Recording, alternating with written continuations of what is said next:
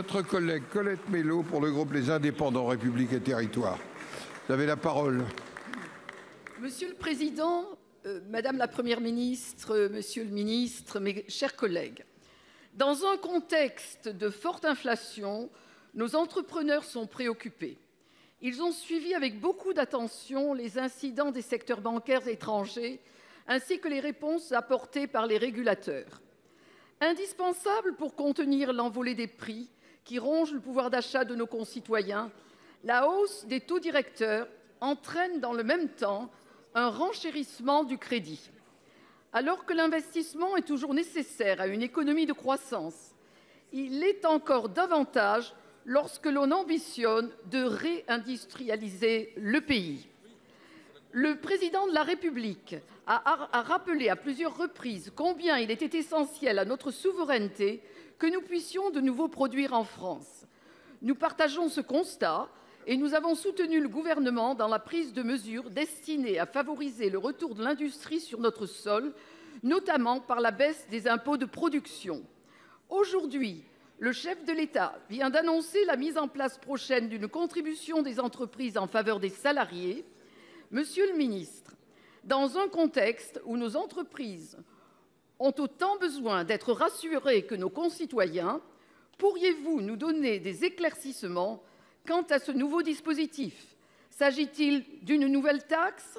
Comment la compétitivité et la capacité d'investissement de nos entreprises seront-elles préservées?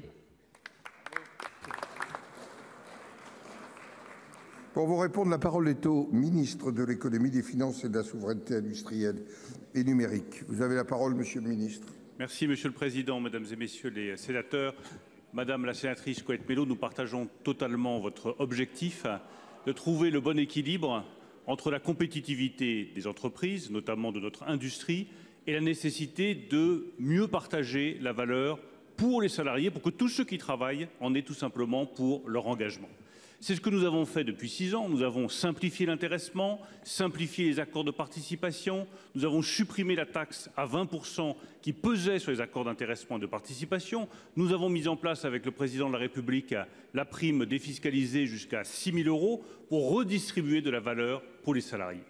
Nous avons également demandé à toutes les entreprises qui bénéficient de rentes, je pense aux entreprises énergéticiennes, de redistribuer cette rente à travers la contribution sur la rente inframarginale qui rapporte plusieurs milliards d'euros et qui finance le bouclier énergétique que nous avons mis en place avec la Première ministre.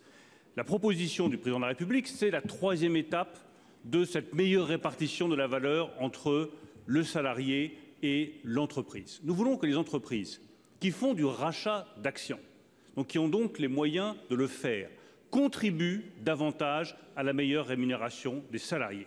Nous voulons donc les obliger à distribuer plus d'intéressement, plus de participation, plus de primes défiscalisées lorsqu'elles font du rachat d'actions. Nous voulons que ce soit substantiel. Nous pourrions envisager, par exemple, un doublement des sommes versées au titre de la participation, de l'intéressement ou des primes défiscalisées pour toutes les grandes entreprises qui font du rachat d'actions. De quelles entreprises parlons-nous? Les grandes entreprises, celles qui ont plus de 5 000 salariés et celles qui font du rachat d'actions. Quelle est la méthode que nous privilégions avec la Première ministre? C'est celle d'une proposition qui est faite aux partenaires sociaux pour qu'ils négocient sur cette meilleure participation, ce meilleur intéressement, cette distribution plus large d'actions pour les grandes entreprises qui ont recours à ces actions gratuites. Voilà la proposition que nous faisons, le rachat d'actions, pardon, voilà la proposition que nous faisons avec la Première ministre et avec le président de la République pour un meilleur partage de la valeur.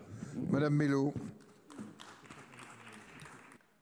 Merci, Monsieur le ministre, de nous avoir rappelé les mesures qui avaient déjà été prises et les nouvelles mesures dont nous attendons bien sûr beaucoup de retombées avec une nouvelle répartition, avec une contribution des grandes entreprises afin que des intéressements et une participation puissent améliorer les conditions de vie de nos concitoyens. Merci. Merci. La parole est à notre collègue